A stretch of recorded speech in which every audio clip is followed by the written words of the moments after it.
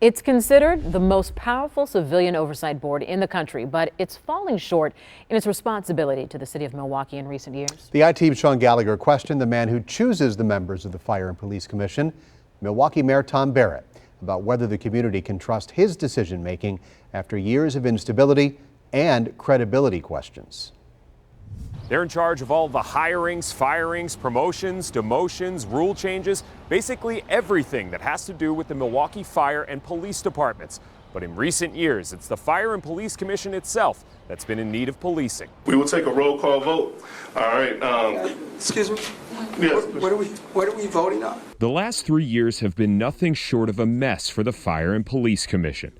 Ethical questions, not once. This Fire and Police Commission, that there's no credibility. But twice. Former Executive Director Mary Nell Regan stepped down in 2018 after possible open meetings violations and accusations she was in a relationship with a police officer, which came under fire during the hiring process of Alfonso Morales for chief. In 2019, former Chair Stephen DeVogus sat in on a police interview with a client during a rape investigation.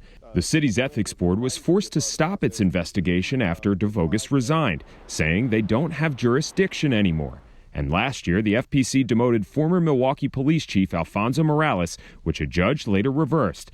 The case is now in mediation and could end up costing the city hundreds of thousands of dollars to settle with Morales. It's my responsibility as mayor is to, when I see a mistake being made, to take action to correct it. Mayor Tom Barrett appoints every member of the Fire and Police Commission. They then have to be confirmed by the Common Council, but it's the mayor who starts the process. How much responsibility do you bear for the dysfunction of this Fire and Police Commission? Well, I'm the mayor, and I think that I bear responsibility, but I also take very, very seriously my responsibility to set it right.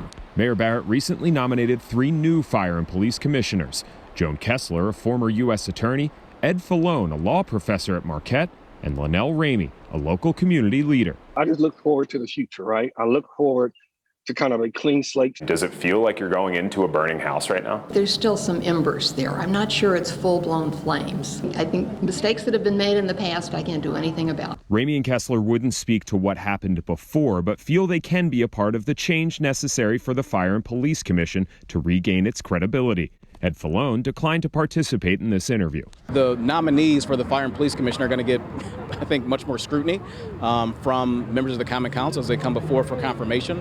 That, I think, is the safeguard that folks in our community should expect. While Johnson says the Common Council will be more heavily involved in the process, he says ultimately the FPC's credibility falls on the top office at City Hall. So the mayor's decisions here are costly. The I-Team discovered the Fire and Police Commission budget has more than doubled in the last 3 years, jumping from $2.1 million in 2018, when this dysfunction really started, to nearly $5.1 million this year. I know that the stakes are high. How can the people of Milwaukee trust these new 3 people? I was very, very involved in choosing these 3 individuals. They're 3 individuals that I know. There are 3 individuals who all have a track record, and you just look at them. I really went out of my way this time to get 3 individuals that I feel very confident the council can support without a hesitation. Between these 3 new appointees and Amanda Avalos, who was appointed earlier this year, Mayor Barrett tells me he hopes one of them will take over as chair of the FPC. This would signify some of the largest changes we've ever seen on the Civilian Oversight Board, swapping out nearly half of the commission in less than 6 months. Reporting for the I-Team in Milwaukee, I'm Sean Gallagher.